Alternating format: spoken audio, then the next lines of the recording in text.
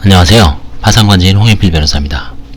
예, 오늘은 망인의 예금도 상속이 되기 때문에 파산재단의 상속인이 파산 채무자라면 파산재단에 포함된다는, 편입된다는 그런 케이스를 한번 소개할까 합니다. 2019년 사건인데 이제 선고는 2020년 2월 10일입니다. 5월 15일 날 끝났고요. 61년생 남자분이었습니다. 환가를 시도하려다가 폐지 신청을 했습니다. 주거 이력을 보시면 구로, 인천, 천안, 구로, 맨 마지막에는 모친 소유에 제대로 이제 망한 이후에 재산을 가져본 적이 없습니다.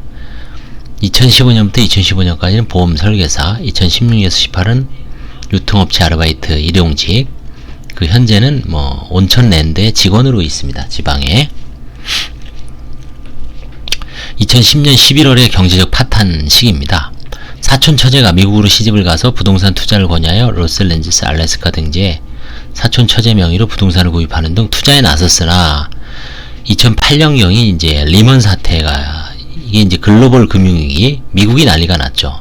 그래서 이제 세계적인 자동차, 크라이슬러라든가 GM 이런 것도 다 매각이 되고, 리만 브라더스도 해체되고, 이런 큰 금융위기가 미국발 일어난 해입니다.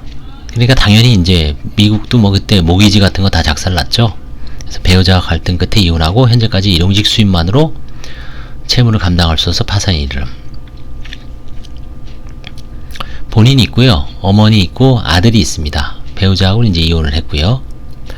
채무는 총 2억 9천, 약 3억 됩니다. 이 채무는 다 2008년, 2009년, 2009년 이때 이제 투자금으로 이제 발생한 거죠. 부동산 투자하는데.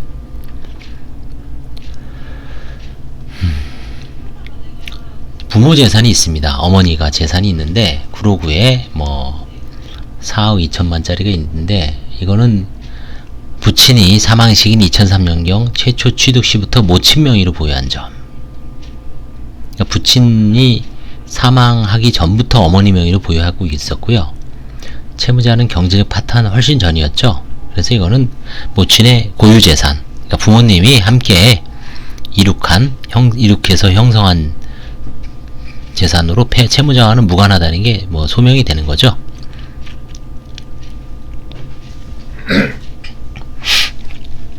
이 사건의 쟁점은 뭐냐면 상속예금입니다. 부친이 상속재산이 존재했습니다. 어머니가 이제 부동산은 어머니 명의였다 그랬죠. 부친 사망이 이제 2013년경이에요. 이미 이때 경제적 파탄에 이르렀죠. 2010년이니까. 부친은 사망 당시 약 3천만원의 예금이 존재했습니다.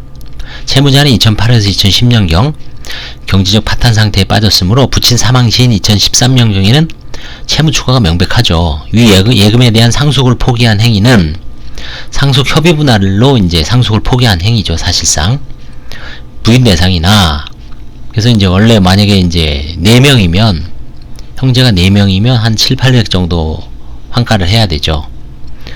모친이 연로하여 대부분 생활비 등으로, 그동안 이제 벌써 몇 년입니까? 한 6년 지났죠. 생활비 등으로 사용하였으므로 부인권 행사는 부적정하다고 사료되어 포기했습니다.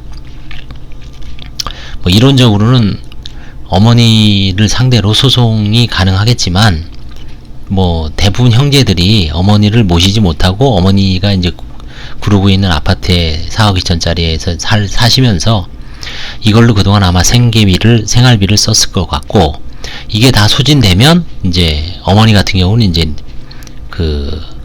주택연금 같은 걸 가입을 해서 생활비를 좀 돌아가실 때까지 쓸 수가 있죠. 그리고 나머지는 이제 채무자를 비롯한 자녀들이 또 상속 정산을 받고 상속을 하면 되죠. 이제 노후에는 결국 국민연금만으로 안 되죠.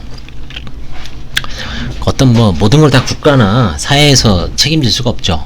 기초연금, 노령연금이 한계가 있어요. 사회복지가 돈 엄청 들어가잖아요. 국민들한테 1인당 이번에 100만원씩 100만원 받아봐야 한 두세 달 쓰면은 끝나는 거잖아요. 근데 국가에서는 10조, 그쵸? 빚 금방 드러나죠. 그만큼.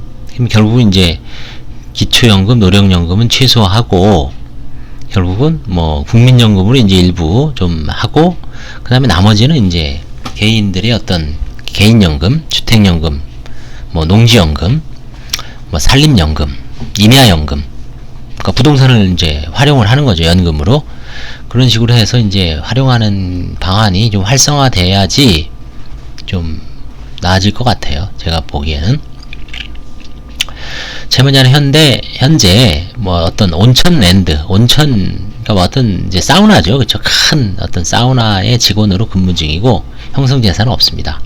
모친 수유 부동산은 2003년 최초 취득하였는데 부친과 모친이 평생 모은 재산으로 보이고 채무자의 경제적 파탄 시기는 2010년경이므로 채무자의 은닉재산으로는 보기는 어렵죠. 이 파산에서는 이 정도를 가지면 사실은 이제 입증은 아닙니다. 민사재판에서는 이 정도 갖고는 어림도 없죠. 민사재판에서 아주 엄밀하게 입증을 해야 되지만 파산에서는 대략적인 이제 소명이죠. 이 점에 대해서 뭐 채권자가 적극적으로 다투지도 않고 계략적인 조사만 하고 종료하는 겁니다. 예, 이런 사안도 있다는 걸 한번 잘 알아두시기 바랍니다. 감사합니다.